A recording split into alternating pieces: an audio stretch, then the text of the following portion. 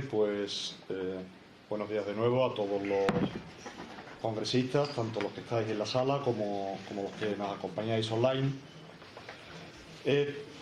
Como no puede ser de otra manera, un auténtico placer de nuevo para mí y a la vez un honor presentarle, aunque estoy seguro que no necesita para ninguno de ustedes presentación alguna, a don Francisco Javier Orduña Moreno, catedrático de Derecho Civil de la Universidad de Valencia y ex magistrado de la Sala Primera del Tribunal Supremo, donde fue nombrado en 2011 hasta que cesó en el cargo el 30 de junio de 2019. Yo no sé si a él le gustará mucho esto de que sigamos repitiendo que ha sido ex magistrado del Tribunal Supremo, pero creo que será ex magistrado durante toda su vida.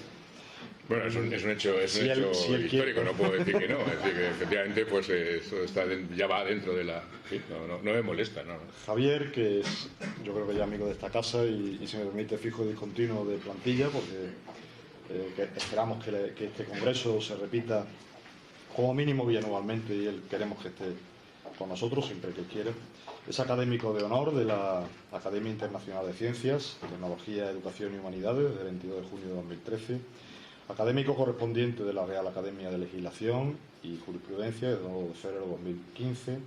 Ha recibido innumerables premios, desde los que voy a destacar el Premio Justicia de la Generalitat Valenciana en 2013, en reconocimiento a su esfuerzo y excepcional aportación a la justicia. Premio Jurista del Año 2019 por el Ilustre Colegio de Abogados de Málaga. Primer Premio de la Sociedad Nacional de Consumidores 2019, Colegio de Abogados de Madrid y Barcelona. Y ha sido condecorado por el Ministerio de Justicia con la Cruz de Honor de San Raimundo de Peñafort en el año 2019. El profesor Orduña es autor de más de 20 publicaciones monográficas, entre las que, bueno, por destacar algunas, nos vamos a ir a las más recientes, además relacionadas con el ámbito del consumo y, como no, de la transparencia, donde creo que también interesa resaltar la obra La moderna configuración de la cláusula Rebus sic stantibus, por la importancia que precisamente en este tiempo, en esta época, está teniendo. Ha sido autor o es autor de la obra Control de Transparencia y Contratación Bancaria, Tirant lo Blanc, 2015, y la otra obra que yo creo que es cabecera y de obligada lectura para todos los que nos dedicamos al ámbito del derecho de consumo, que es La transparencia como valor del cambio social, su alcance constitucional y normativo, de Thomson Reuters, 2018. Por darle unas últimas pinceladas, porque me podría llevar hablando aquí pues hasta mañana de su trayectoria, pero no cabe duda, y yo creo que esto casi nadie lo discute, la trayectoria profesional de don Javier Orduña, especialmente en la Sala Primera del Tribunal Supremo, bajo mi punto de vista ha sido innovadora, rompedora, y ha servido para configurar un auténtico nuevo derecho de consumo. Todos los que os dedicáis a esto sabéis que antes prácticamente no se hablaba de derecho de consumo, se hablaba de derecho bancario, y ahora yo creo que podemos hablar de un derecho de consumo bancario. Evidentemente el derecho de consumo se extiende a muchas más disciplinas. Entonces yo creo que no solamente el mundo jurídico, sino la sociedad en general le debemos mucho al profesor Orduña. Yo sé que él, dentro de su humildad, pues quizás no, pero es la realidad. Es decir, esto yo no sé si calificar como hecho histórico su paso por la doctrina, pero desde luego todos sabéis que tanto a través de sus ponencias como incluso de sus votos particulares a las sentencias ha creado, vuelvo a insistir, una auténtica, yo diría que nueva rama del derecho, con un principio general que yo creo que ya nadie niega o nadie debería de negar, que está insertado en nuestro ordenamiento jurídico, como es el de la transparencia. Esos votos particulares, muchos sabéis que han sido de alguna manera convalidados posteriormente por el Tribunal de Justicia Europeo, de alguna forma acreditando la realidad o la exactitud de sus planteamientos, que ojalá en algún momento lleguen al 100%, porque todavía tenemos de alguna forma, si me permitís la expresión, capados o recortados. Yo no le robo más tiempo, simplemente agradecer una vez más, no ya solamente el que nos acompañe, sino esta aportación sustancial que ha hecho el mundo del derecho del consumo en particular, y esta valiosa herramienta humana con la que nos hemos encontrado afortunadamente en nuestro devenir profesional. De manera que don Javier Encantado de volver a tenerte aquí. Es una pena que ya se esté acabando por un lado, una pena que se esté acabando el Congreso, ¿verdad? Parece que fue ayer cuando empezamos. Pero a la vez una alegría que él nos vaya a dar la conferencia de clausura magistral, como siempre, en relación a la necesaria interpretación extensiva del control de transparencia o de lo que él quiera realmente hablarnos y contarnos, que seguro que será muy interesante. Así que adelante, Javier, te dejo ya que tomes la palabra y muchísimas gracias de nuevo por haber aceptado la invitación del colegio y del grupo de consumo en particular, en nombre mío y de mis compañeras. Bueno, pues bueno, el agradecido soy yo y además de una forma sincera. Es transparente que Francisco es un amigo mío porque, en fin, me lo ha puesto todo totalmente fácil, ¿no? Porque puedo hablar o bien de esto o de lo que quiera. Entonces, pues bueno, pues es de lo que ha dicho. Yo creo que simplemente algunas cosas a puntualizar.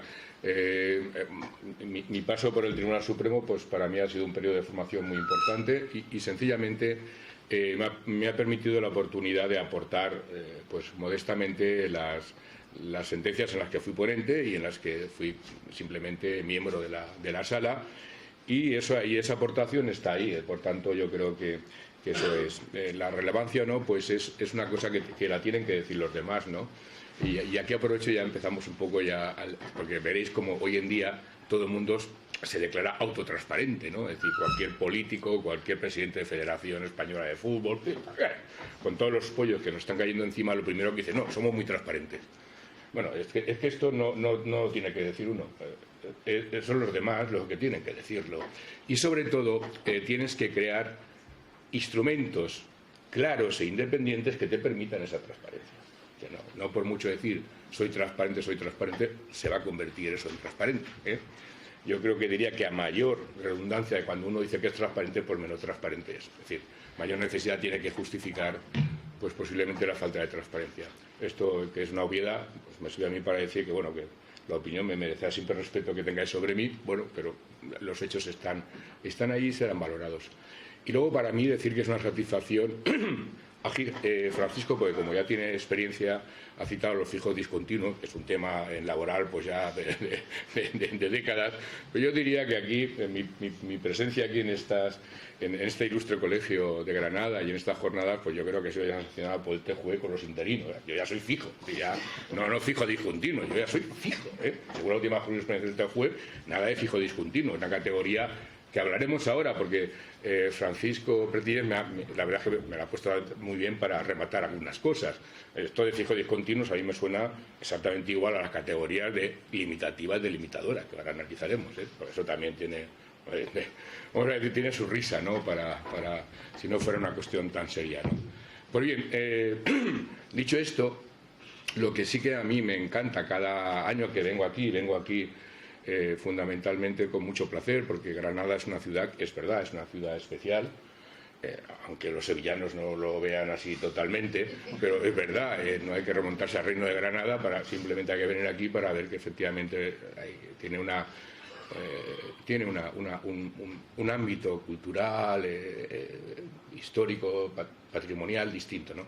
Bueno, independientemente de esto, lo que sí que me alegra es ver que un poco la vitalidad, ¿no? La vitalidad que seguimos teniendo en general la gente, que mostramos cierto interés por estos, vamos a decir, por todos estos nuevos principios que en el fondo la única función que tienen es la de mejorar nuestro sistema, nuestro Estado social y democrático de derecho, es decir, no tienen otra función. Por eso volveremos a hablar, cuando hablemos del principio de transparencia, volveremos a decir, como dice ya la Unión Europea, porque aquí lo importante es ya empezar a elaborar nuestro discurso desde la primacía del derecho europeo, del artículo 4 bis de la Ley Orgánica del Poder Judicial. Oiga, mire, esto no es opinable, podrá estar de acuerdo o está en desacuerdo, pero usted como juez, como magistrado, tiene que aplicar evidentemente la primacía del derecho europeo en aquellas cuestiones en donde realmente haya una competencia y esa competencia comporte obviamente una armonización, es decir, un tratamiento unitario.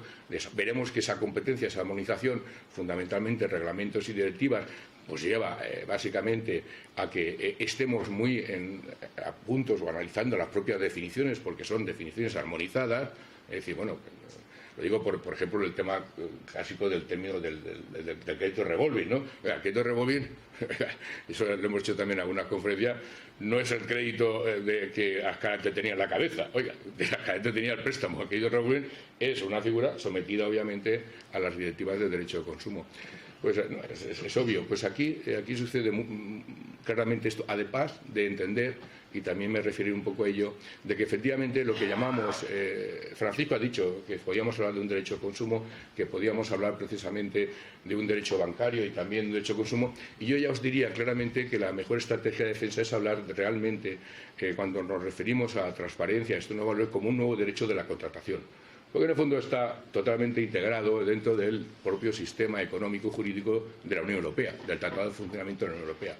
Hoy ese Tratado de Funcionamiento de la Unión Europea no se explica desde el punto de vista económico si no se tiene en cuenta, por ejemplo, que la protección del consumidor no solamente está reconocido competencialmente en el artículo 4 del Tratado, no solamente está reconocido en el ámbito de todas las políticas, digamos, sectoriales que hace el Tratado de Funcionamiento en el artículo 12, sino que además en el artículo 169 específicamente se nos dice que forma parte de la política social y económica del Tratado de Unión. En pocas palabras, nuestra Constitución reconoce la economía de mercado, artículo 38, la reconoce obviamente también con un marcado carácter social, como diría el profesor De Castro, es decir, no, aquí hay que citar a De Castro porque De Castro fue uno de los primeros que se plantó un poco, que dijo, bueno, hasta aquí hemos llegado, ¿no? Esto de que efectivamente una multinacional, por ser hecho una multinacional, nos diga efectivamente lo que es el efecto vinculante del contrato sin otro límite que la práctica, que su práctica seriada o su práctica de condiciones generales, pues supone que realmente tengamos que aceptar una cuestión que no es desde el punto de vista loable desde el punto de vista del derecho. Por tanto, bueno, pues aquí lo que estamos diciendo es que efectivamente esa economía de mercado matizada por reconocimientos de aplicación, digamos, de Estado social, principio de igualdad, el principio de la función social, que es un principio constitucional, etcétera, también viene ya reconocido claramente en los tratados de funcionamiento de la Unión Europea. Y hay que empezar a decirlo así y hay que empezar a plantearlo. Lo digo porque, un poco para hacer también más ameno digamos, la conferencia, y no es porque no me la haya preparado, sino pero viene muy bien lo que ha dicho Francisco Martínez, porque estaba allí sentado y digo, bueno, pues vamos a ver.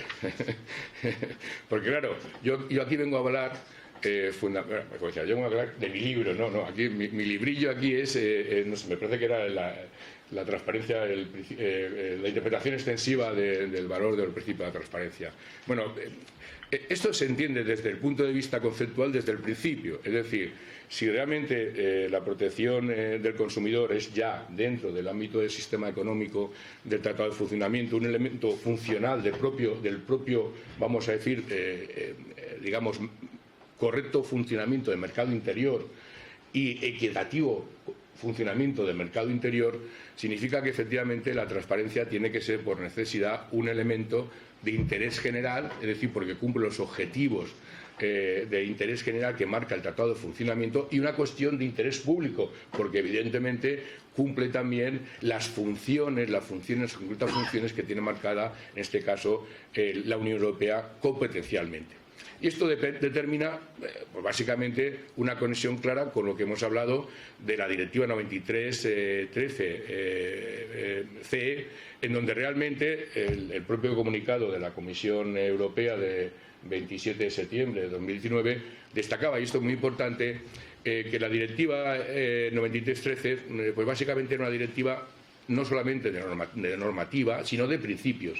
Y añadía, ojo, de principios que inclusive ha ido decantando progresivamente el propio Tribunal de Justicia de la Unión Europea, que es el competente. Es lo que ha pasado con el principio de transparencia, que cuando se formula la directiva en el 93, pues evidentemente no está configurada específicamente como un principio, vamos a decir, autónomo específico de la directiva. El artículo 3 habla pues de un concepto general, una cláusula general, como es el principio de buena fe. Todos partimos un poco del principio de buena fe para decir que efectivamente pues serán abusivas aquellas cláusulas que, en contrario de las exigencias del principio de buena fe, pues no resulten equitativas desde el punto de vista del contenido, pues lo que sería fundamentalmente el principio de conmutatividad y lo que se llama continuidad control de contenido. Pero, a continuación, la propia jurisprudencia del TJUE ha ido desgranando, decantando, pues un nuevo principio que también, obviamente, surgido del seno de la exigencia de buena fe, y ahora os diría, fundamentalmente del seno general del correcto funcionamiento del mercado, pues realmente está haciendo necesario, fundamentalmente, que ese ámbito central de la directiva se aplique. ¿Por qué? No porque sea únicamente, exclusivamente beneficioso para la contratación de la parte débil, llámese consumidor, sino fundamentalmente porque es vital para el correcto funcionamiento del mercado, el correcto funcionamiento del mercado. Os recuerdo que el propio Tratado de Funcionamiento establece que la base de la economía de mercado es la libertad de concurrencia y la libertad fundamentalmente de establecimiento de precio, etcétera. No sería posible si no hay una igualdad de trato, de condiciones en los concurrentes. Esa igualdad de trato o de condiciones en los concurrentes obviamente participa porque evidentemente unos nos concurran con cláusulas abusivas y otros concurran con cláusulas realmente, digamos, leales, transparentes y equitativas. Claro, hay una posición desigual que afecta al correcto funcionamiento del mercado y que realmente nos identifica claramente que el bien jurídico protegido, ese interés general y esas funciones acordadas del Tratado de la Unión Europea se dirigen tanto, obviamente, a defender a esa parte, digamos, que tiene una asimetría de información y por tanto tiene que tener un apoyo instrumental para que esa asimetría de información se nivele con una comprensión material del clausulado, pero por otra parte porque todo eso sirve para que el mercado funcione correctamente y con equidad. Es decir, tiene una finalidad. Por tanto, estamos ante, por decirlo de alguna forma, ante una aplicación extensiva del principio de transparencia que nos viene en primer orden por el propio sistema económico y las funciones y los objetivos marcados por el Tratado de la Unión Europea. Dicho esto, ¿por qué realmente tenemos que tener esta aplicación? Porque fundamentalmente el principio de transparencia es a la directiva del Tribunal. Bueno, a todo esto, mirad, lo que se ha dicho aquí, el Instituto I+D del Colegio de Abogados de Barcelona pues publica artículos o informes que tienen fundamentalmente una visión práctica, ¿no? Y tenemos publicado uno reciente, que es mío, por eso lo digo, que es la protección jurídica del consumidor y del cliente en el mercado asegurador, conforme al principio de primacía del derecho europeo y al principio de transparencia. Lo digo porque lo tenéis ahí colgado y os puede ser útil en la medida en que va referenciado con la jurisprudencia del TJUE. Es decir, todas estas expresiones que estoy diciendo yo, interés general, cuestión de utilidad pública, aplicación transversal, en este caso de la Directiva 93, pues viene anotado con la correcta jurisprudencia del TJUE y, por tanto, no son afirmaciones doctrinales, son afirmaciones o consideraciones jurisprudenciales. Esto es evidente porque el papel central de la directiva, fijaros bien, pues viene señalado, obviamente, en el comunicado de la Comisión, que os he citado del 27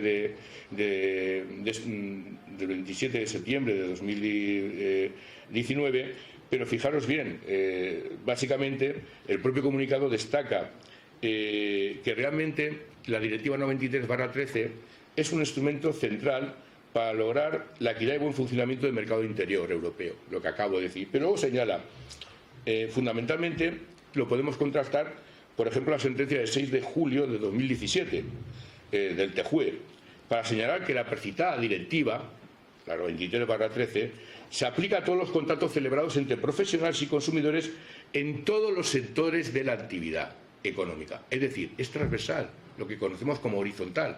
Y aquí una pequeña matización, y vamos a entender ya cosas.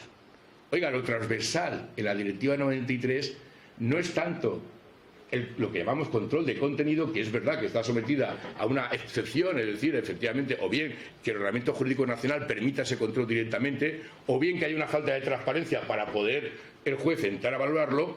No. Lo que es transversal en la directiva es el principio de transparencia, que afecta a todo el clausulado y de forma íntegra. Lo transversal, lo directamente aplicable, es realmente el control, o si queréis llamarlo, el principio de transparencia, claro que sí. Por eso, la sentencia del 6 de julio lo dice con una claridad meridiana. Pero es que en la sentencia de 20 de septiembre de 2017, también el TJUE, se nos reitera que la exigencia del principio de transparencia de la Directiva 93 se aplica a todo tipo de cláusula. Vamos a ver. Todo tipo de cláusulas. Oiga, cláusulas limitativas. El TEJU dirá, ¿y eso qué es? Ya están estos españoles mareando la cuestión. ¿Limitativas? ¿Cláusulas delimitadoras? Bueno, cláusulas cazadoras, sorpresivas, hirientes, dolosas. Oiga, a todo tipo de cláusulas, deje ya de marear, ¿no? Déjeme de preguntar sus preguntas en este sentido melodramático ya. Oiga, mire usted, todo tipo de cláusulas. Esto es importante porque, ahora luego me refiero, porque claro, todo, por decirlo de alguna forma, todo pseudoconcepto, porque esto de lo limitativo y del no llega ni siquiera a concepto, no llega a concepto, este pseudoconcepto tiene también su historia, sí, tiene su contexto histórico y evidentemente pues obedece a una serie de razones, pero no lo podemos tomar como una categoría jurídica. ¿Dónde vamos? Vamos a ver, os lo digo porque vamos a decirlo todo con transparencia. No, y así por lo menos tenéis las afirmaciones. Bueno, la propia Sala Primera, en la sentencia 715/2013 de 25 de noviembre y 498/2016 de 19 de julio, lo tenéis este informe que recomiendo, digamos, su lectura, nos dice claramente que efectivamente, hombre, los límites, estamos ya hablando de limitativa, los límites de esta distinción a veces no parecen claros. Mira las sentencias. Claro, yo creo que ayer la sala tuvo una pequeña fase de transparencia, es decir, vamos a decir, pues esto pasa como CNI, no se puede decir todo porque si no, claro, espío que te espío, ¿no? Algo te tienes que reservar, pero bueno, algo también de honestidad tienes que manifestar. No hacía falta esta honestidad porque simplemente pensando un poco se deduce. Si veáis a las categorías de negocio jurídico, a las categorías, bueno, no solamente españolas, sino sobre todo alemanas, no veréis nunca una distinción del objeto contractual. Objeto contractual. Aprovecho aquí porque yo es que estoy haciendo la conferencia de los retales que yo he entrado, porque el otro día cuando entré estaban hablando de la comisión de apertura y bueno, había aquí un pollete ahí con la comisión de apertura. Aprovecho solamente para decir una cosa.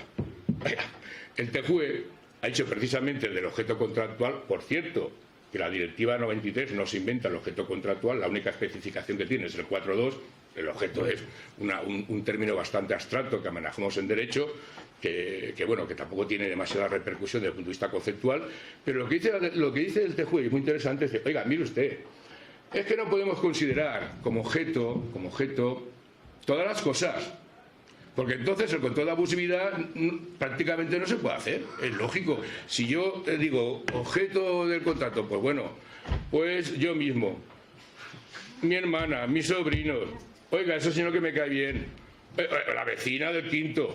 Entonces, claro, al final dice, bueno, ¿y usted qué control va a hacer ahí? ¿Se ha metido ahí todo un autobús de cláusulas? Entonces dice, no, mire usted, las cláusulas que versan sobre el ámbito de comisiones, eso en principio no constituye el objeto natural.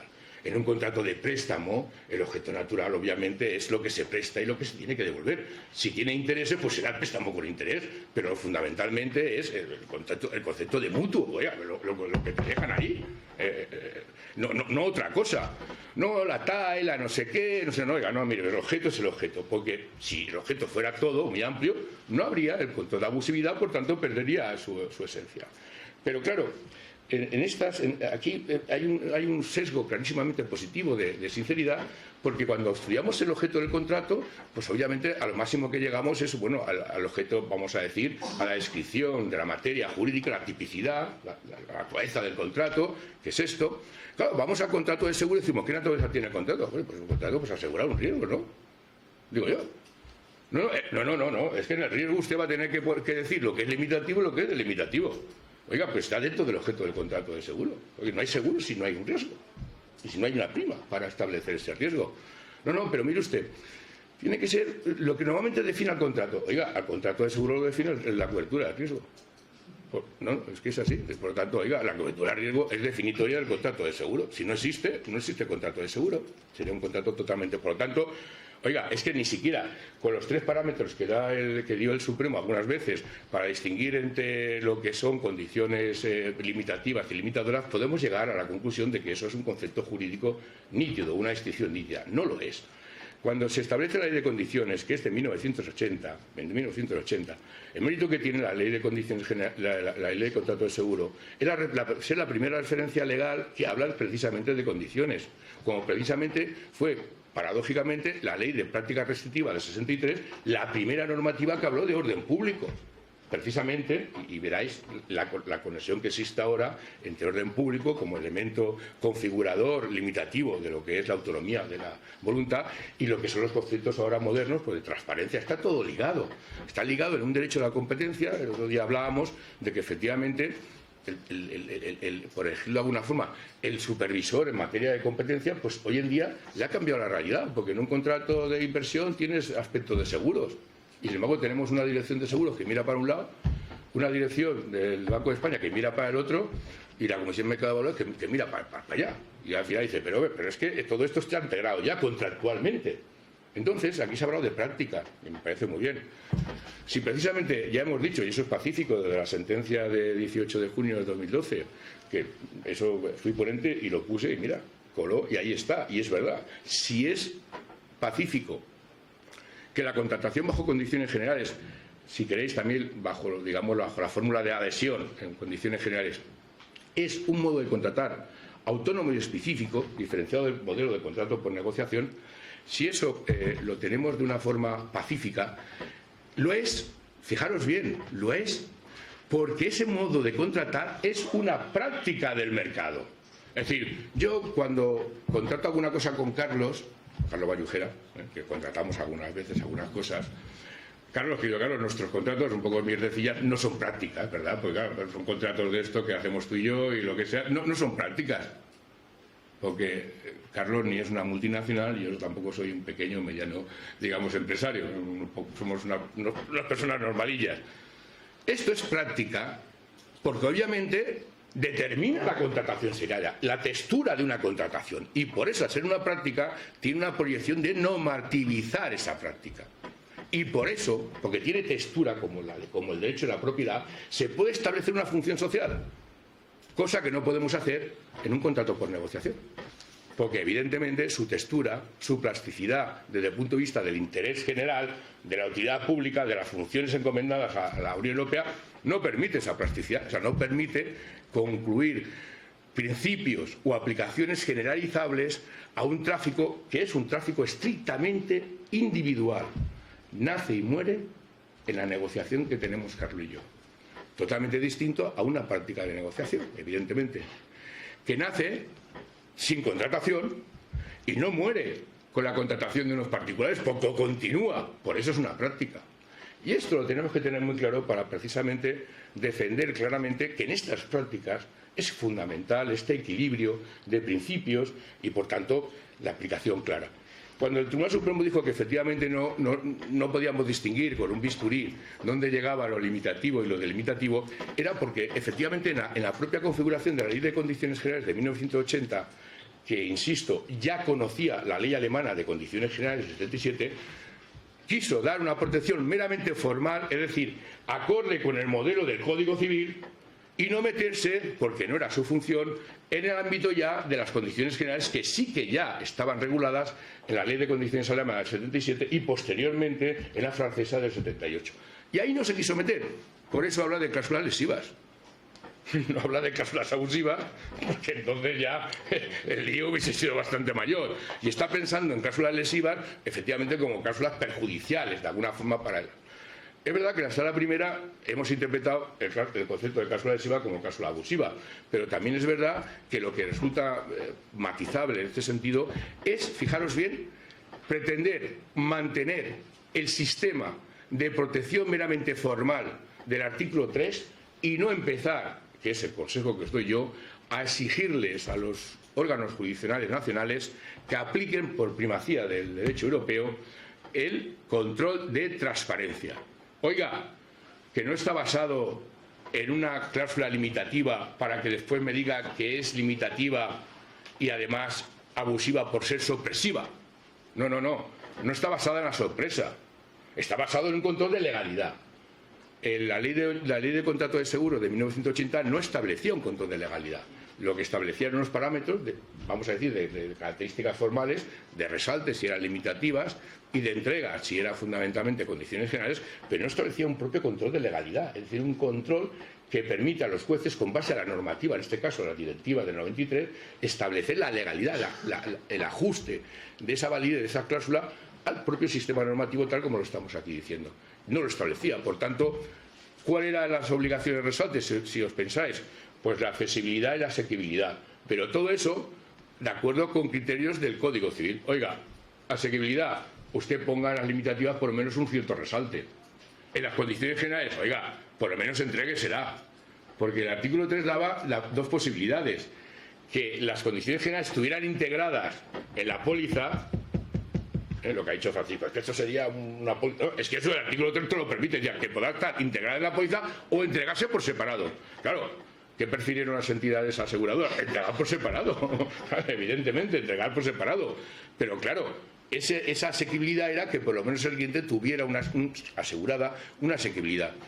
Con la firma de las condiciones limitativas, desde el punto de vista, ya sabemos que el Tribunal de Justicia de la Unión Europea ya nos ha indicado muchas veces que el mero hecho de la firma, acordado de la sentencia de los acuerdos novatorios, el mero hecho de la firma, por la mera firma, no determina que efectivamente se haya cumplido con el ámbito, digamos, de la transparencia del clausulado, sino que este tiene que estar implícito precisamente en la propia elaboración, información precontractual y contractual, en este caso de las cláusulas. La ley de 1980 del contrato de seguro la añadía fundamentalmente para determinar que esas cláusulas limitativas, que eran fundamentalmente aquellas en las cuales el riesgo a la cobertura quedaba excluida, que era lo que interesaba, no tanto las que determinan el normal funcionamiento del contrato, la tipicidad del contrato, sino fundamentalmente aquellas en donde, oiga, mire usted ha firmado este contrato de seguro, pero si hace esto, usted no está cubierto. Claro, fijaros lo que estoy diciendo. Usted no está cubierto. Claro, eso era comprometer también mucho a las entidades aseguradoras, porque tenían que poner blanco sobre negro todo lo que tenía. Y bueno, pues ahí pusieron también pues el objeto, la definición del seguro, es decir, fundamentalmente una serie de conceptos. Y la firma escrita era fundamentalmente para garantizar que efectivamente esas, a diferencia de las condiciones generales de la contratación, que serían las delimitadoras, pues efectivamente se había hecho un apunte y cómo está. Pero luego la referencia no de asequibilidad, sino no de accesibilidad, perdón, sino de asequibilidad, quedaba totalmente encuadrada dentro del contrato por negociación. Y por eso hablamos de cláusulas sorpresivas, de la prevalencia de la cláusula particular sobre la general, del 1288 del Código Civil, es decir, de la oscuridad, es decir, conceptos todos ellos que no los sacamos de la directiva, sino simplemente de los criterios de interpretación del Código Civil en materia de la interpretación de los contratos. Por tanto, mi consejo es que efectivamente se pida, porque, insisto, la aplicación de la directiva 93.3 es la aplicación totalmente extensiva. Extensiva se refiere, como estamos diciendo, fundamentalmente a toda cláusula predispuesta, es horizontal y por tanto no puede verse mutilada, es decir, a todo el contrato de su integridad, que se pida claramente la aplicación del control de transparencia directamente sobre el clausulado y que esa aplicación de control de transparencia en su caso pueda determinar que el juez, si ve y observa la falta de transparencia, pueda entrar en el juicio de contenido, digamos, de la cláusula. Pero esa petición de principio ya no es la petición, oiga, míreme usted el contenido o la cláusula o el control de contenido, porque la cláusula puede ser limitativa y a su vez sorpresiva, porque eso es un círculo vicioso. No, o sea, lo que hay que denunciar es que hay determinado clausulado, sea limitativo o delimitativo, incluso la interrelación que pueda tener entre ellos, donde realmente el cliente puede verse de alguna forma defraudado, entre comillas, es decir, sorprendido de las expectativas, vamos a decir, razonables que podía esperar. Concepto de las expectativas razonables que viene sacado de los principios del Tratado de Derecho Europeo, es decir, este concepto anglosajón, lo que uno espera razonablemente, recibir. Bueno, en cualquier caso, que podemos ir directamente a solicitar el control de contenido, obviamente, en las disposiciones del contrato de seguro, con independencia de que estas sean limitativas o delimitadoras. Y lo que se le pide al juez no es tanto que me diga que esto es limitativo y a su vez sorpresivo y por tanto puede ser nula. Lo que se le permite es fundamentalmente si supera el control de transparencia, si realmente esas cláusulas han superado el control de transparencia para la comprensibilidad material, que no meramente formal, que en este caso tiene el derecho del asegurado de exigir.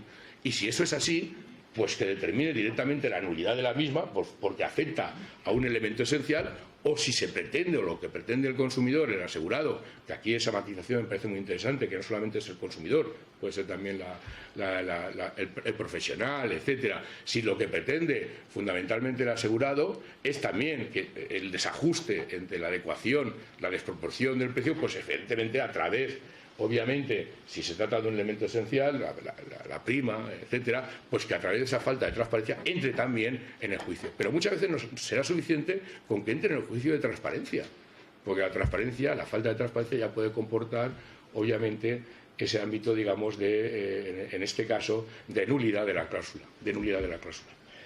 Aquí tenéis que apuntar básicamente una sentencia del TJUE muy interesante, que es la sentencia de 23 de abril de 2015. Esta sentencia está además en un asunto que era un contrato de seguro, y viene muy bien porque os leo simplemente una de las conclusiones. Nos dice, por otra parte, que la cláusula esté redactada de manera clara y comprensible, es decir, que no solo resulte inteligible para el consumidor en el plano gramatical, lo que yo estaba diciendo, sino también que el contrato, no las cláusulas limitativas, que el contrato de seguro, exponga de manera transparente tanto el funcionamiento concreto del mecanismo a que se refiere la cláusula como la relación entre dicho mecanismo y el que establezca la otra cláusula, de manera que el consumidor de que se trate esté en condiciones de valorar, basándose en criterios precisos e inteligibles, las consecuencias económicas que se derivan para él. Es decir, la aplicación del control de transparencia o del principio de transparencia lo es sobre el contrato del seguro, no lo es sobre unas determinadas cláusulas o condiciones, sino que lo es sobre el contrato de seguro. Hay además sentencias que animan ya a ello, porque evidentemente yo la que destacaría es una sentencia que el ponente fue Sebastián Sastre, muy interesante, que era sentencia 402/2015, de 14 de julio, en donde ahí declaramos, y yo estaba también en esa sección y participé, en donde se declara básicamente ya una clara afirmación de la impronta que tiene la transparencia como fundamento, como principio fundamentador de cualquier deber, ya solamente un deber formal, de resalte, pero el más importante, los deberes esenciales, sustantivos, que entonces la jurisprudencia del TJUE habla de la exigencia sustancial de transparencia, que me voy a referir ahora. Pues bueno, pues esta sentencia ya decíamos que en todo caso y con carácter general conviene recordar que el control de transparencia, tal y como ha quedado configurado por esta sala, sentencia de 9 de mayo y 8 de septiembre de 2014, o sea, como un plus, como un deber especial de información del predicto ponente, resulta aplicable a la contratación seriada que acompaña al seguro. Claro, el contrato de seguro es un contrato bajo condiciones generales, particularmente de la accesibilidad y comprensibilidad real por el asegurado de las cláusulas limitativas del seguro que respondan a su propia conducta o actividad, que deben ser especialmente reflejadas y diferenciadas en la póliza. Y aquí añadimos particularmente de la accesibilidad, pero no solamente de la accesibilidad, sino también de la asequibilidad. Por eso decimos particularmente, en este caso, se trataba de un caso en donde realmente una conducta, en este caso del asegurado, excluía la cobertura del seguro, pero que no estaba establecida entre las cláusulas limitativas o las cláusulas limitativas, digamos, del seguro. Entonces decíamos, oiga, mire usted, claro que el asegurado tenía que conocer esto, pero esto lo tenía que conocer con independencia que usted me lo ponga en las limitativas o en la limitadora. Lo tenía que conocer en el contrato de seguro, porque lo que aplicamos aquí es control de transparencia y, por tanto, oiga, cláusulas principales que definen el objeto, pero también las accesorias. Todo está, de alguna forma, cubierto por ese control, digamos, de transparencia, que es realmente el control que podríamos decir transversal o horizontal, porque no viene impedido o obstado en ningún caso por el artículo 4.2. Al contrario, es la puerta o la llave de acceso para poder entrar al control del contenido en muchas ocasiones, pero directamente puede determinar fundamentalmente en este caso el juicio de la abusividad. Como tenéis el artículo, yo creo que el artículo es bastante claro, en donde realmente, insisto, se establece la posición central de la Directiva 93, se establece fundamentalmente las funciones. Es que hay sentencias, lo digo porque esto ya tendríamos que empezar a utilizarlo, porque todo es primacía del derecho europeo. La sentencia de 14 de diciembre de 2006 del TJUE, fijaros lo que dice. Resalta que la función del TJUE es brindar, asegurar las directrices y principios sobre interpretación de transparencia y el carácter abusivo de las cláusulas. O sea, está reconociendo el propio TJUE que su función, desde el punto de vista de órgano judicial del ámbito de la Unión Europea, es brindar esas interpretaciones. Claro, si brindamos las interpretaciones sobre el principio de transparencia y sobre el juicio de abusividad, ¿cómo no va a ser necesario entender que la aplicación del principio de transparencia está sujeto a una interpretación extensiva?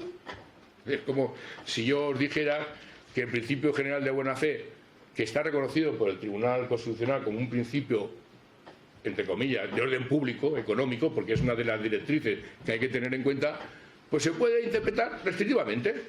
No, Carlos, hay que decir las cosas claras. Es decir, oiga, entonces el principio general de buena fe, hay un supuesto, hay un huequecillo, hay una habitación en la cual hay oscuridad y se puede no aplicar el principio general de buena fe. Bueno, cualquier persona sensata dirá que no, que el principio general de buena fe, pues bueno, si es un principio general y si estamos en la aplicación o determinación de las fuentes y la tenemos que aplicar no solamente desde el punto de vista de carácter informador, porque obviamente el carácter informador alcanza a toda la aplicación normativa, sino que lo tenemos que aplicar como fuente supletoria porque no tenemos otra herramienta, no podremos aplicar el principio general de buena fe en una forma restrictiva. Lo tendremos que aplicar en toda su integridad. Oiga, es que este deudor es de mala fe, pero solamente un poquito de mala fe. No es que se trata de que este deudor sea un poquito de mala fe o no llega a ser doloso, muy doloso e intencional, y Rasputín. No. Lo que se trata es que efectivamente si usted aplica el principio de buena fe, todo lo que sea frontalmente contrario a esa fuerza expansiva del principio general de buena fe, pues obviamente tendrá que ser sancionado desde el punto de vista de la aplicación de ese principio.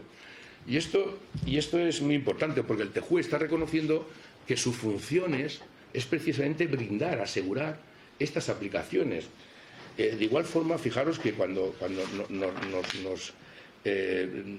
nos recarga en el acervo comunitario, y esto lo tenéis, el propio comunicado de la Comisión, ese comunicado de la Comisión, yo me llevé una alegría cuando leí el comunicado de la Comisión, porque había cosas que yo decía, ostras, esto me suena, porque es que las había yo, algunas cosas las había reflejado yo en algún voto particular. Es decir, estamos hablando que la propia Comisión está afirmando un sentido, una aplicación extensiva, clarísimamente, de estos principios, entre ellos del principio de transparencia.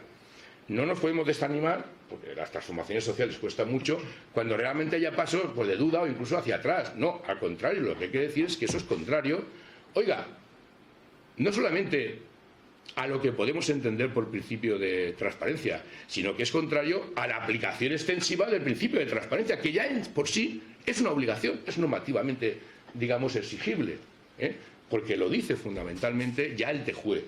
Mirad, en el acervo comunitario la prevalencia, la horizontalidad de la Directiva 93/13 y dentro de la Directiva 93/13 el protagonismo del principio de transparencia tal como lo hemos definido como una herramienta que no tiene obstáculo porque se aplica a todo el contrato, no como el control de contenido, se conoce con el acervo de exigencia de transparencia sustancial.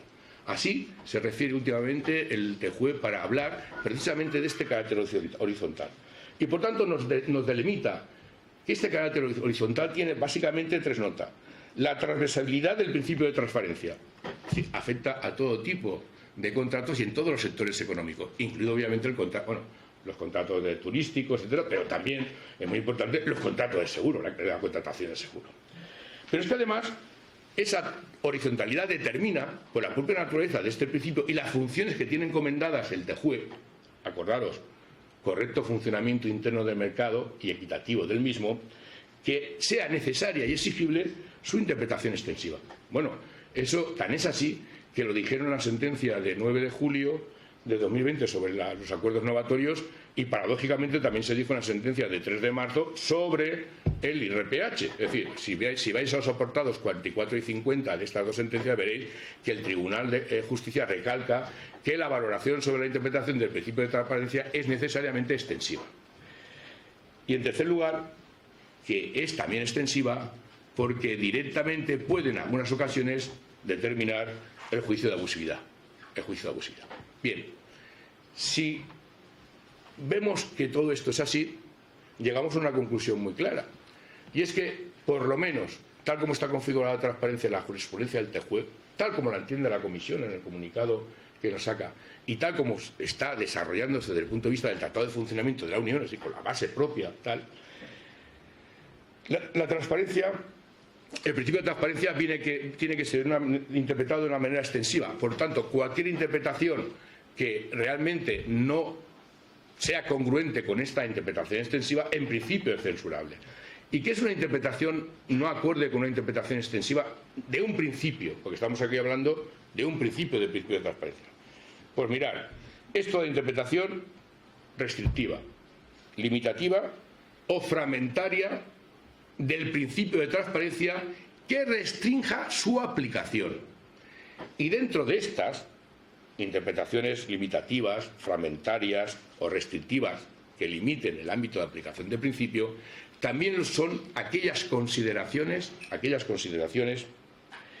que restringen los elementos conceptuales que definen su aplicación. Esta es la más peligrosa. Fijaros bien lo que estoy diciendo, que restrinjan los elementos conceptuales que determinan su aplicación. Y vamos a poner muchos ejemplos para que lo veamos con absoluta claridad. Son cuando realmente hacemos apreciaciones que afectan a su concepto o que afectan a los presupuestos de aplicación. Se ha citado aquí el tema de la cláusula rebus. Bueno, ¿qué mayor interpretación restrictiva cuando en un ámbito de una jurisprudencia, afortunadamente hace ya muy lejana, se calificaba la cláusula rebus no como un supuesto excepcional, sino como un supuesto, vamos a decir, diabólico, supuesto extraordinario, que tenía que reunir, claro. Entonces, fijaros bien, se parte de una figura jurídica a la cual se la contrapone a un principio general, que sería el pacta sunt servanda. Bueno, afortunadamente esto ha cambiado mucho, porque ahora sabemos, bueno, ya lo sabíamos hace tiempo, pero bueno, por lo menos jurisprudencialmente, sobre todo después de la crisis de 2012, acordar. Así que este país también, no queríamos cláusula rebus y tenemos 10 años de cláusula rebus, fijaros bien, No lo digo de broma, O sea, hay algunos que me decían, Javier, bueno, que estás cambiando aquí demasiadas cosas, porque esto de la rebus, sí, bueno, 2012, pandemia, otra vez guerra con Ucrania. Bueno, si yo creo que no salimos del cambio de circunstancias, es decir, no salimos del cambio de circunstancias, nos es más económico regularla ya de una vez y que nos deje en paz un poco el cambio de circunstancias. No va a parar hasta que efectivamente se regule en nuestro Código Civil. Y luego, ¿qué pasa por regularse en el Código Civil? Si la economía moderna se explica ya desde el punto de vista del cambio constante de las circunstancias económicas, pues sí que esto es una cosa ya totalmente natural. No, se nos decía, oiga, es que esto atenta a un principio. Y yo decía, vamos a ver, ¿a un principio? ¿Qué principio? Decía, pacta sunt servanda. Y decía, hombre, eso no es un principio, eso es un aforismo. ¿Qué me dices, Javier? Pacta sunt servanda, la lealtad. No, una cosa es la lealtad a la palabra dada y otra cosa es el pacta sunt servanda, que es un criterio interpretativo de un determinado contrato en el cual no te puedes salir de la literalidad, que es una cosa distinta. Puede ser un criterio de interpretación, puede ser un aforismo, lo que sea.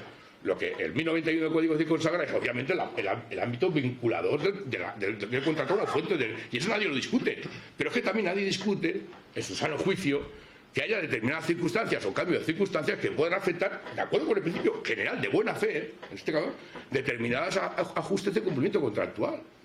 Con lo cual, la cláusula rebus no es que sea una excepción, es la aplicación de otro principio que concurre con otro principio, como pasa con los principios que concurren en el sistema económico del Tratado de Funcionamiento de la Unión Europea, de nuestro modelo económico constitucional y de muchos sitios.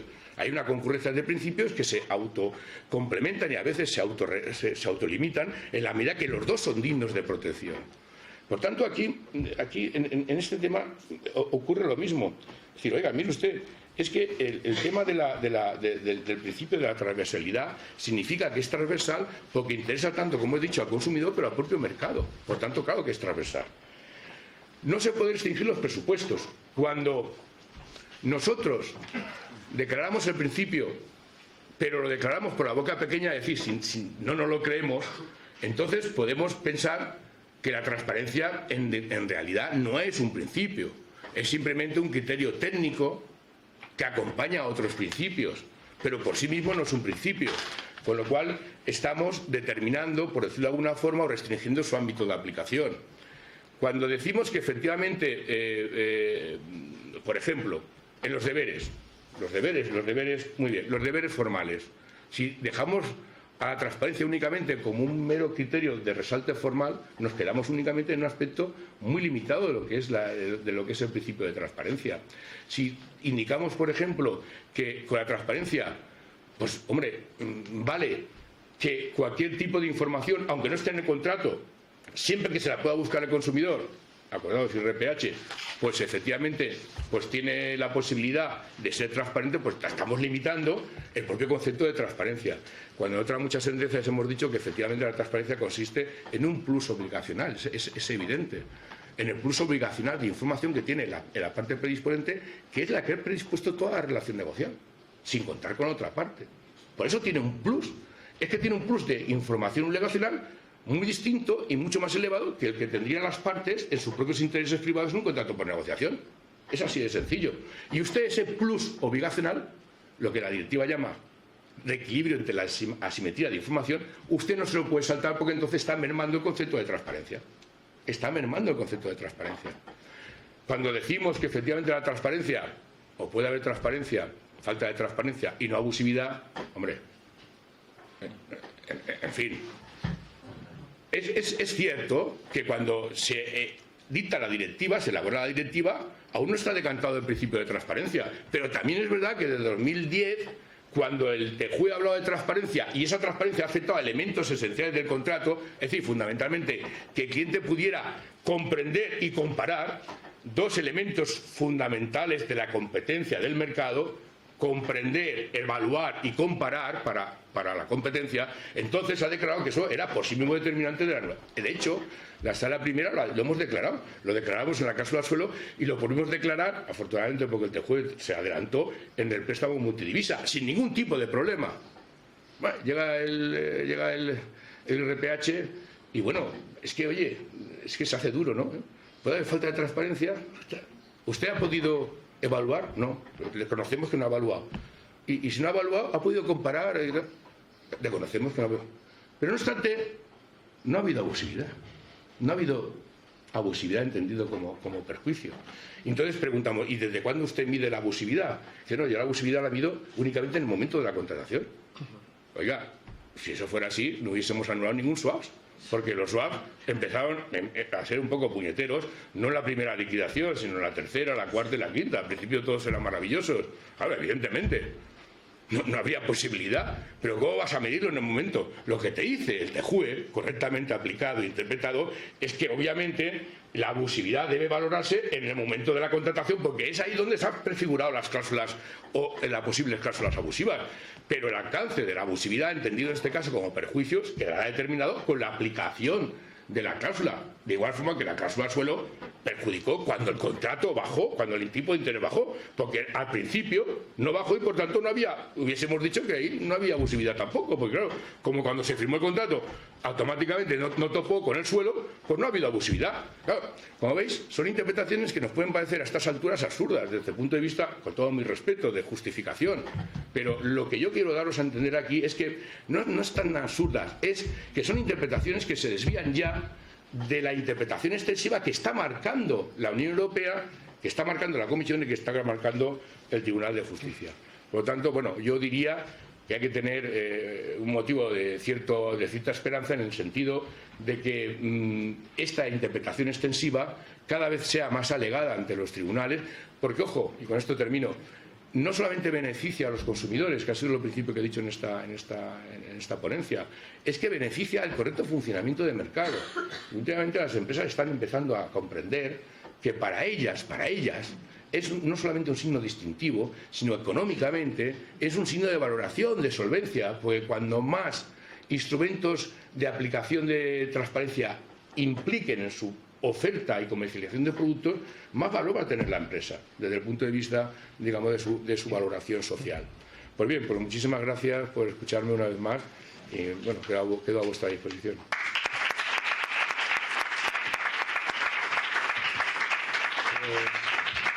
Pues muchísimas gracias a ti, Javier, por, como siempre, tu magistral exposición.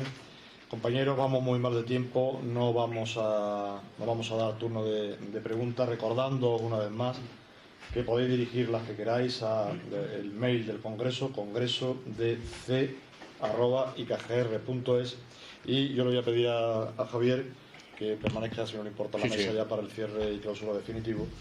Y bueno, pues estamos llegando a Mariola y los compañeros, y bueno, muchísimas gracias de nuevo, Javier, por sí, no, ya, yo recuerdo eso, que tenéis colgado el artículo dentro del Colegio de Abogados de Barcelona, lo podéis recuperar, y hay una información completa que me parece lo más relevante de sentencias del TJUE en apoyo de cada uno de los conceptos que acabo de decir. Sentencias que obviamente se pueden citar y se deben citar, con base, recordar siempre, primacía del derecho europeo. Bueno, pues ya concluyendo este congreso, que creo que tan provechoso ha sido para todos, tenemos ahora el placer de contar con nosotros con doña Ana Tárrago Ruiz, que va a hacer la conclusión formal del congreso. Ella es la fiscal superior de la Fiscalía de la Comunidad Autónoma de Andalucía, Ceuta y Melilla. Además, es granadina, como la conocemos aquí todos, es un valor con el que podemos contar, y además muy conocida su labor por haber logrado en su año de ejercicio acercar el Ministerio Público al ciudadano, en particular en la defensa de los más vulnerables, y ahora creo que aborda su segunda etapa al mandato de la Fiscalía para consolidar esta labor. Y cuando hablamos de que acerca a los más vulnerables, todos lo entendemos, sí, los menores y las personas con discapacidad, pero además existe otro ámbito importante, y de ahí la razón de que esté aquí, y es muy importante la labor de la Fiscalía en la defensa de los consumidores y usuarios. Hablamos de vulnerabilidad, lo hemos visto aquí con las exposiciones de todos nuestros ponentes, vulnerabilidad ante las grandes empresas, vulnerabilidad en los viajes, vulnerabilidad en los contratos de seguro, no digamos ya en los contratos bancarios, que estamos cansados de analizarlo. Hay tanto en lo que requerimos la función activa de esta Fiscalía, que nuestro ordenamiento lo permite porque está legitimado para ejercer cualquier acción en defensa de los intereses de consumidores y usuarios.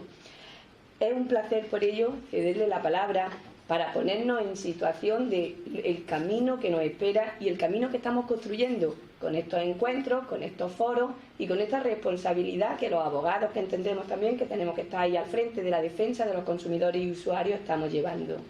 Así que es un placer cederle la palabra para que nos ilustre con esta función de la Fiscalía en nuestra comunidad autónoma. Cuando quieras.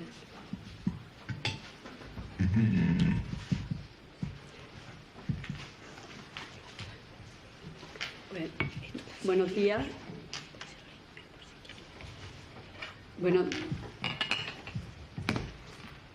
Buenos días. Lo primero que quiero es dar las gracias al Colegio de Abogados por contar conmigo, pero quiero personalizar las gracias, además de en este grupo de consumo, en la secretaria del grupo de consumo, que es la que contactó con la Fiscalía para que asistiera a este congreso, que asistiera al acto de clausura, y que además, por cuando he leído en el programa los ponentes y el contenido, seguro que habrán disfrutado. También buenos días a los que, no solo a los presentes, porque me han comentado que hay online bastantes personas. Pero es que además yo veo fundamental que se haya invitado a la Fiscalía en este congreso, porque cada vez la Fiscalía está mucho más implicada en lo que afecta a los consumidores y usuarios. Cada vez hay más ampliación de funciones para el Ministerio Fiscal, y yo lo que quiero es aprovechar hoy este foro pues para dar a conocer, seguro que lo conocen, pero yo voy a insistir y me voy a aprovechar de ustedes para decir las veces la labor que no es conocida del Ministerio Fiscal en esta materia. Y es fundamental, entiendo, que se hable del Ministerio Fiscal, porque el Ministerio Fiscal defiende a la sociedad y a los derechos de los ciudadanos, pero es que además es que para nosotros es muy importante el potenciar los servicios que van a facilitar o van a colaborar para el buen funcionamiento de la Administración de Justicia. Y lo que nos preocupa muchas veces es que por falta de recursos materiales o personales no se atienda en ocasiones a personas que realmente están necesitadas de esa ayuda. El fiscal es el defensor de los colectivos vulnerables y entre esos colectivos vulnerables, por supuesto, tenemos en consideración a los consumidores y usuarios, porque muy frecuentemente, desgraciadamente, más veces de las que querríamos, están en situaciones en las que se vulneran sus derechos y se encuentran desprotegidos. Pero además es que fuera justo de la esfera penal, hay en muchas ocasiones que es donde más se ve más nítidamente la acción protectora del Ministerio Fiscal en esta labor de atender a estos colectivos. Además, la Constitución española, por supuesto, configura la institución del Ministerio Fiscal como la defensora de la legalidad, de los derechos de los ciudadanos y del interés público tutelado por la ley. ¿Y esto qué hace? Pues que tengamos que desempeñar esa acción protectora en situaciones a personas que están con unas necesidades específicas. La defensa de los usuarios y de los consumidores tiene una gran trascendencia social cada vez más.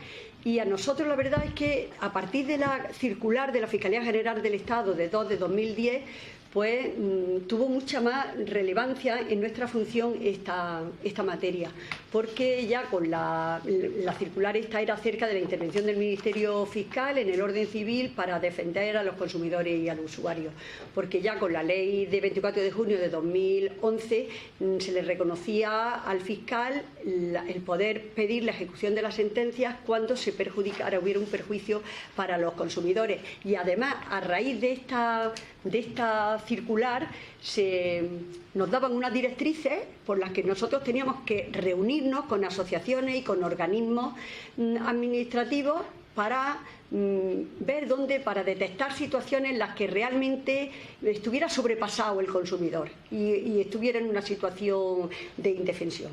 En esta circular de 2010 he recogido que, conforme a lo que establece la ley, pues algunas de las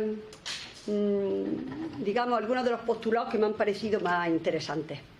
Y es que la legitimación que tiene el fiscal para el ejercicio de todas las acciones recogidas en el artículo 12 del texto legal y que incluye la accesoria de devolución de las cantidades y la indemnización de los daños y perjuicios, pudiéndose personar y ser parte en defensa del interés social de los procedimientos colectivos iniciados por los respectivos legitimados. Asimismo, el fiscal procederá a ejercitar la acción de cesación en defensa de los intereses de consumidor y usuario y se personará en los procedimientos en trámite de los que tenga conocimiento y en los que se hayan ejercitado acciones colectivas que esté comprometido el interés social.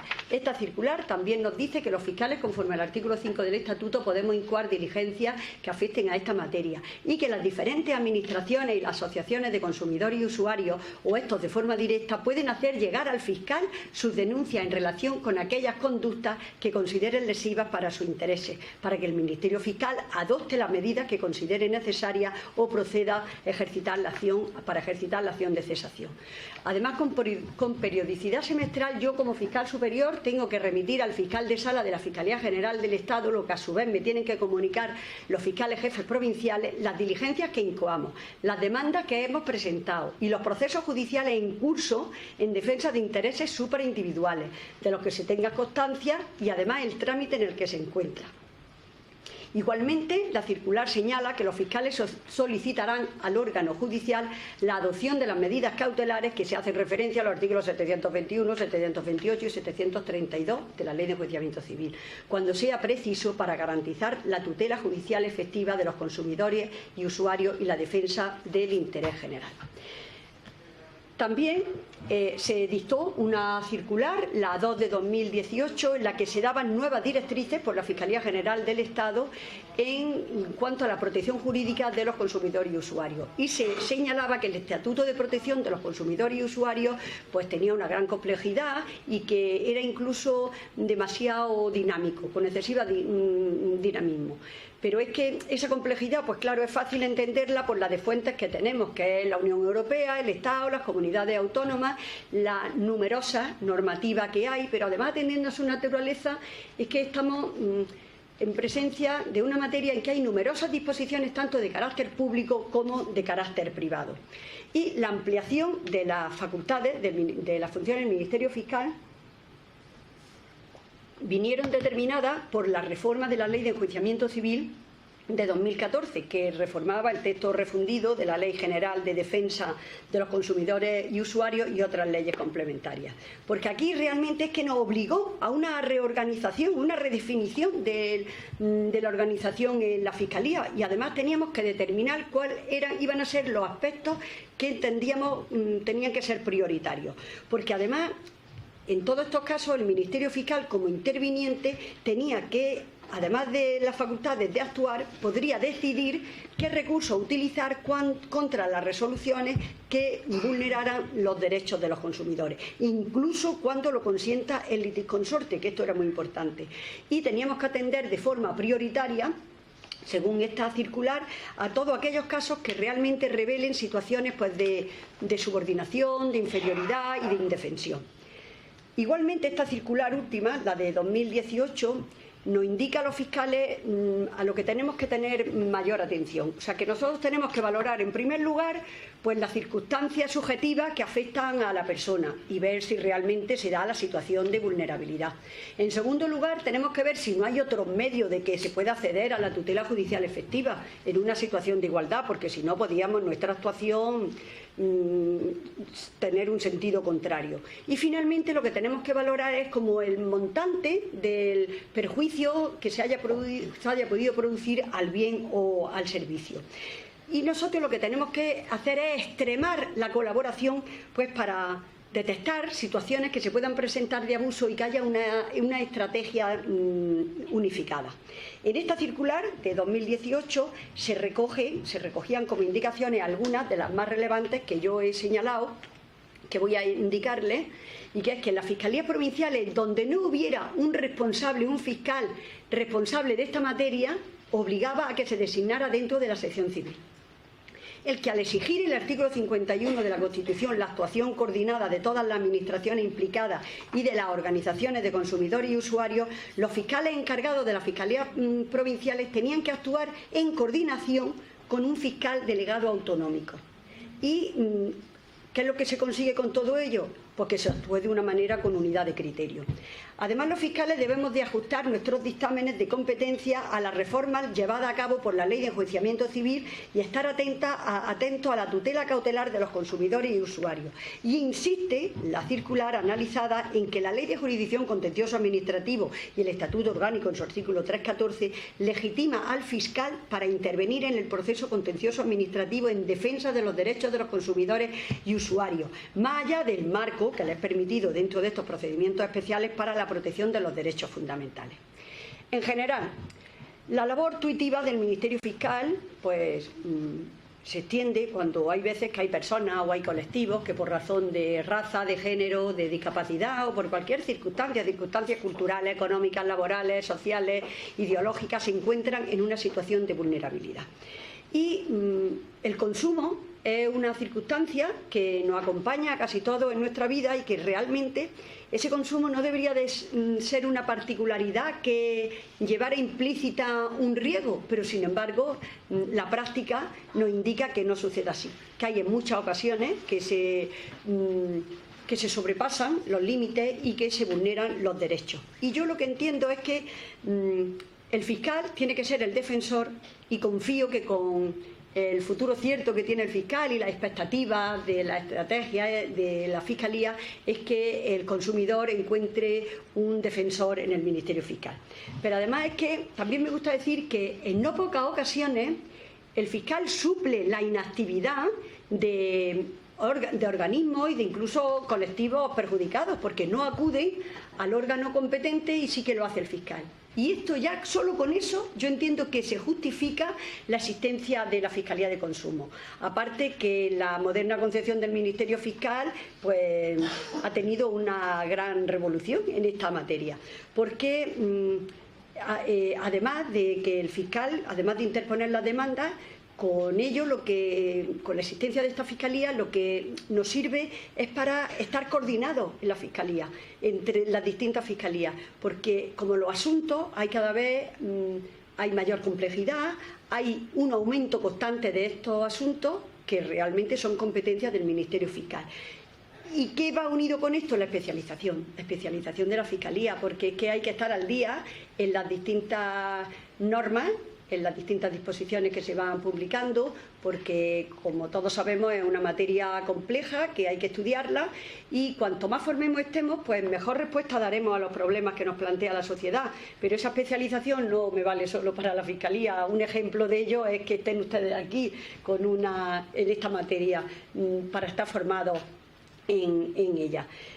Yo creo que desde el reconocimiento que se le puede hacer al fiscal en su intervención en las distintas jurisdicciones, pues la penal, civil, social, contencioso administrativo, la constitucional y en la contable, lo que esto implica es que el legislador constituyente, yo creo que va teniendo confianza en el fiscal, porque va ampliando sus competencias y le va adjudicándole materias. Yo creo que esto es una buena señal de confianza, insisto. Y me imagino que se habrá dicho varias veces a lo largo de estos 2 días que es una obviedad y que todos somos consumidores, porque a lo largo de nuestra vida casi todos hemos sido víctimas de delitos, y como ha señalado antes hace unos momentos la presidenta del grupo, somos víctimas o hemos sido víctimas de un contrato de alquiler o de medios de transporte o de un contrato de móvil. Por eso el derecho de consumo yo entiendo que es un derecho un derecho cotidiano, y que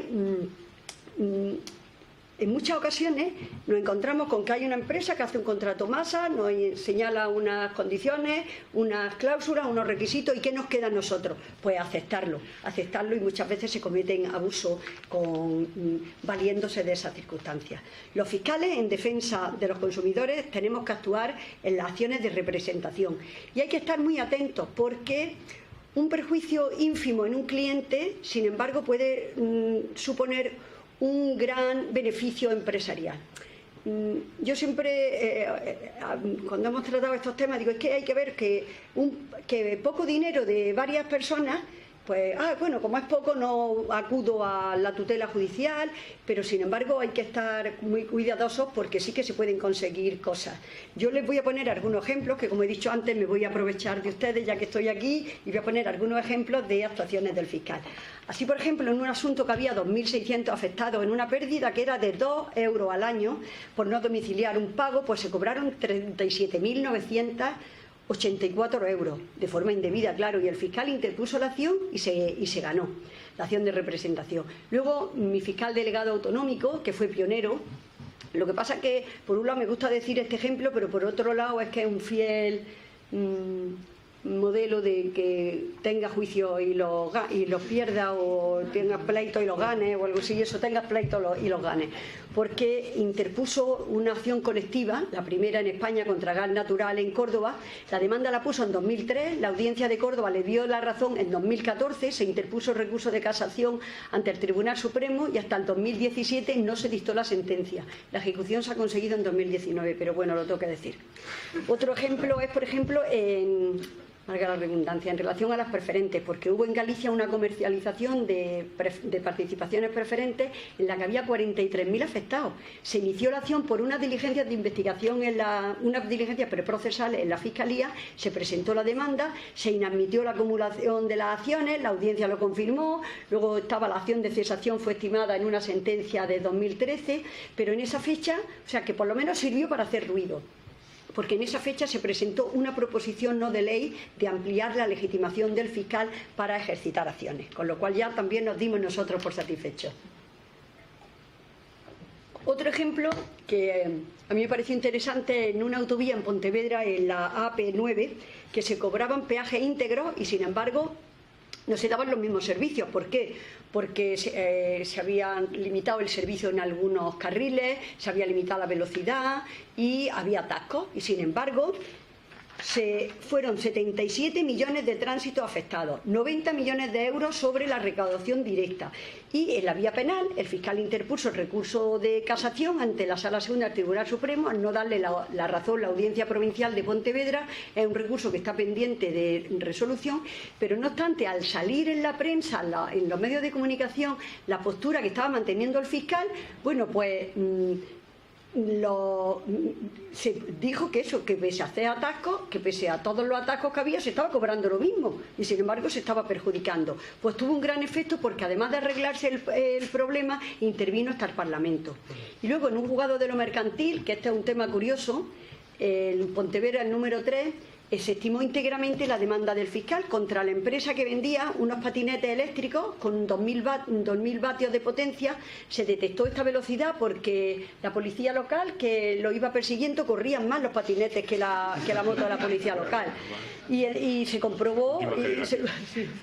Y entonces, con las características, claro, que vendieron esos patinetes, es que podían exigírsele el permiso de circulación de vehículos, una serie de requisitos, y el fiscal puso la acción por publicidad engañosa. Se ganó y se consiguió, se condenó a la empresa. Iba a decir algunas novedades de algunas directivas de la Unión Europea, pero creo que se han tratado y creo que van regular de tiempo. Lo que voy es a... sí que quiero decirle, por ejemplo, la semana pasada me entró en COA unas diligencias de investigación penal en las que he designado al delegado autonómico en esta materia, y porque nos entró una denuncia por el trato discriminatorio que se estaba dispensando a las personas con discapacidad con grado de minusvalía superior a 33% que deseaban contratar una póliza de seguros de vida de hipoteca con una determinada entidad. Prefiero no decir de la entidad porque como acaba de entrar y se lo acabo de remitir al fiscal que he designado, pues ya veremos, pero para que vean que realmente hay actividad en la Fiscalía. Y yo ya creo que casi puedo ir concluyendo diciendo que hay un enorme potencial en el Ministerio Fiscal como una institución que está al servicio de los ciudadanos, defendiendo sus pretensiones legítimas, además de estar a disposición de la sociedad para hacer frente a una eventual afectación de grupos de riesgo, convirtiéndose su protección en el objetivo prioritario para el fiscal.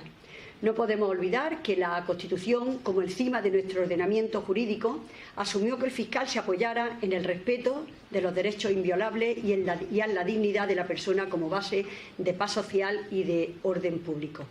En definitiva, el fiscal debe ser el defensor de los consumidores y de los usuarios frente a cuanto atenten contra ellos. Son frecuentes las situaciones en que los derechos vulnerados, independientemente de afectar con mayor intensidad a personas más débiles, inciden sobre la ciudadanía en general, ocasionando situaciones perjudiciales en las que la sociedad debe de encontrar su mejor defensor en el Ministerio Fiscal. Aunque la labor del fiscal es mucho más conocida en la esfera penal, porque los medios de comunicación es donde más reflejan la labor del fiscal, no voy aquí a infravalorar la labor del fiscal en el ámbito penal porque es relevante, es obvio.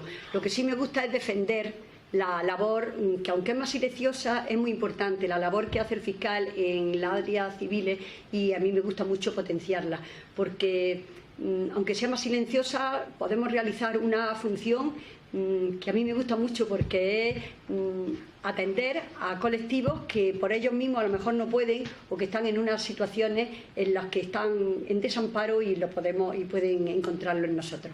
Así que yo le he intentado invitar a que vean que tenemos gran potencial y que debemos de intervenir en esta materia de derechos de consumidores y usuarios, y muchísimas gracias otra vez por invitarme y por su atención.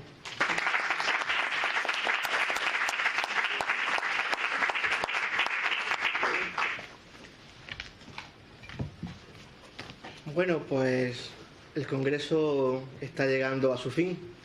Después de la magnífica exposición de la Fiscal Superior de Andalucía, Ana Tárrago, que nos ha recordado lo que ya se había dicho aquí en el Congreso en otras ocasiones, que es la potestad que tiene el Ministerio Fiscal de intervenir en temas de consumo.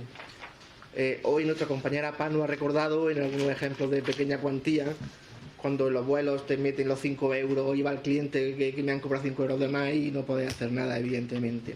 Hay una materia ahí de actuación de metido fiscal importante, y también quizá lo que haría falta es que la gente, o cuando nos llegue ese cliente, pues ponerlo en conocimiento de la Fiscalía esa situación concreta que se está dando, por si la Fiscalía tiene interés en llevar ese asunto de forma colectiva. Pero como digo, esto está terminando y por lo tanto tengo que dar las gracias en primer lugar a los asistentes, a los congresistas. Espero que le haya sido de utilidad este congreso, a mí me ha sido mucho. Dar las gracias también a los ponentes. Yo dije el primer día que eran ponentes de lujo y así lo han demostrado, han dado unas ponencias magníficas.